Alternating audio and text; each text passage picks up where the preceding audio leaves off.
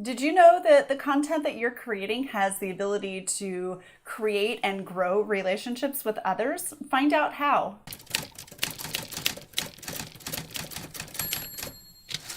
Hey there, I'm Abby Herman with Right Solutions. I work with service-based business owners to help them get their message out to their audience at the right time and on their own terms. You can follow me at abbymherman.com.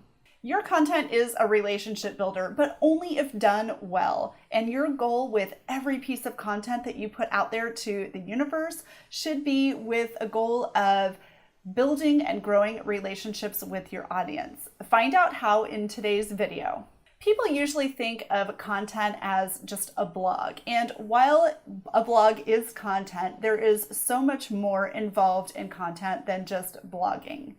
Content is anything that you put out there to the universe. It could be YouTube videos, it could be nurturing emails, it's the social media posts, it's your Instagram stories, it's your Instagram posts, and it's even the individual emails and direct messages that you send out to individual people in your audience. So you can use any piece of content that you put out there to nurture and grow relationships with other people.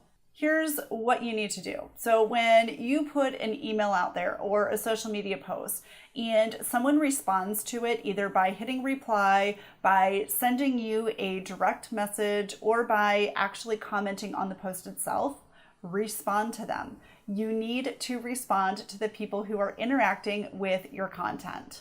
So that means you're answering the question. You are thanking them for the compliment. You are responding to the criticism directly and live and in person. You're having a back and forth conversation with either a single audience member or a group of audience members, depending on where the interaction is. You also need to publish different kinds of content in different places. So some people will be really attracted to your podcast or to your blog posts or to your videos. Some people are Facebook people, while others prefer Instagram stories and IGTV. Create different types of content in different places. Now, I know that it's really overwhelming to think about publishing content in multiple places, and here are 2 tips to being able to do that. Number 1, start slow. Only publish content where you feel really comfortable when you're first beginning. And number 2, get some help. So there are copywriters and other people out there who can help you create the strategy behind your content and actually create the content itself. If you want to really nurture and grow those relationships with your audience members, listen to what they're telling you.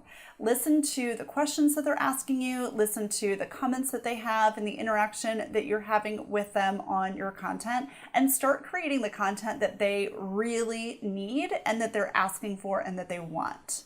And then finally, tag people in your content. So if you are mentioning somebody else in your content, tag them in your Instagram post or your Instagram stories or your Facebook posts.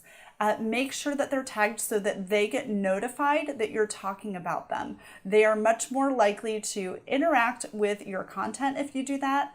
And that not only helps out the person you're tagging, but it will also help your own insights and analytics for your own post.